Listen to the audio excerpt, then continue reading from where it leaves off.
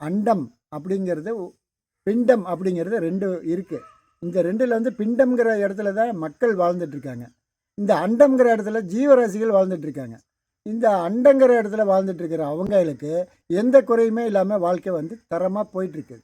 ஆனால் மனித இனம் என்ன பண்ணிகிட்ருக்குன்னு கேட்டிங்கன்னா, அழிவை நோக்கி போயிட்டுருக்குது. இந்த அழிவை நோக்கி போயிட்டுருக்கிற இந்த மனித இனத்தை காப்பாற்றுறதுக்கு தான் தெய்வங்களும் பரிவாரங்களும் எல்லாமே காத்துட்ருக்குது.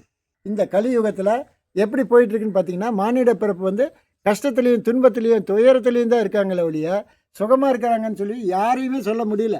ஒரு மந்திரி ஆகட்டும், சாதாரண குடிமகனாகட்டும், இல்லைன்னா பெரிய கோடீஸ்வரன் ஆகட்டும், யாருமே நிம்மதியாக இருக்காங்க, நல்லா இருக்காங்க அப்படின்னு சொல்கிறதுக்கே இல்லை.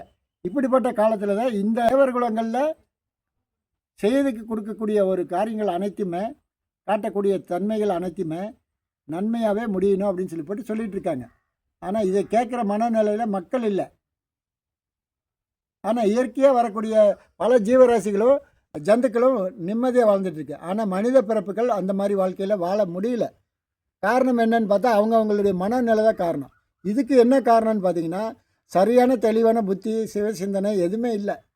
சிவசிந்தனையும் இல்லை, ஜீவசிந்தனையும் இல்லை. இந்த மாதிரி ஒரு வாழ்க்கை தரத்தில் போயிட்டு இருக்கிறதுனால தான்